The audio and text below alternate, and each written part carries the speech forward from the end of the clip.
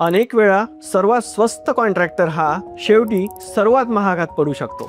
का असं होतं? फक्त या 5 गोष्टी लक्षात ठेवा आणि कॉन्ट्रॅक्टर निवडत असताना लाखोचं नुकसान तुम्ही वाचवू शकता. नमस्कार, मी इंजिनियर अक्षय गावंडे. 12 वर्षाच्या प्रॅक्टिसमध्ये मी अनेक कॉन्ट्रॅक्टर सोबत काम केलेलं आहे. त्यातून मी बऱ्याच गोष्टी शिकलो. योग्य कॉन्ट्रॅक्टर निवडायचा असेल तर मी या दिलेल्या 5 गोष्टी बिलकुल दुर्लक्ष करू नका.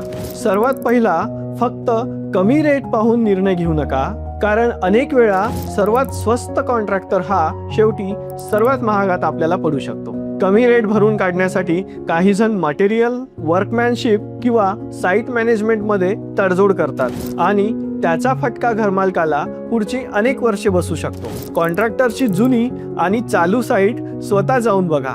फोटो आणि व्हिडिओवर विश्वास ठेवू नका. प्रत्यक्ष साईटवर गेल्यावरच त्याच्या कामाची गुणवत्ता आणि फिनिशिंग ही माहीत पडतं. तिसरे, रिटर्न ॲग्रीमेंट शिवाय काम सुरू करू नका. कामाची व्याप्ती, वापरण्यात येणारं मटेरियल, टाइमलाईन, पेमेंट स्टेप आणि जबाबदाऱ्या या स्पष्टपणे लिहिलेल्या असाव्यात. चौथे, पेमेंट नेहमी स्टेज वाईज करा.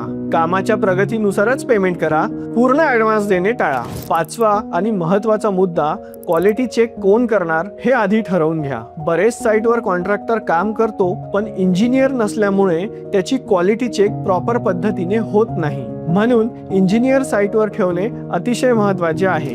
या मुद्द्यावर मी आणखी 10 पॉइंट तुम्हाला कॅप्शन मध्ये दिलेले आहे, ते पूर्णपणे वाचा. लक्षात ठेवा, कॉन्ट्रॅक्टर बदलता येतो पण कॉन्ट्रॅक्टरमुळे झालेली चूक कधीच भरून काढता येत नाही. अशाच घर बांधकामाच्या माहितीसाठी माझ्या पेजला फॉलो करा. पुढच्या एपिसोडमध्ये आपण पाहणार आहोत मजबूत घरासाठी स्ट्रक्चर डिझाईन किती महत्त्वाची आहे.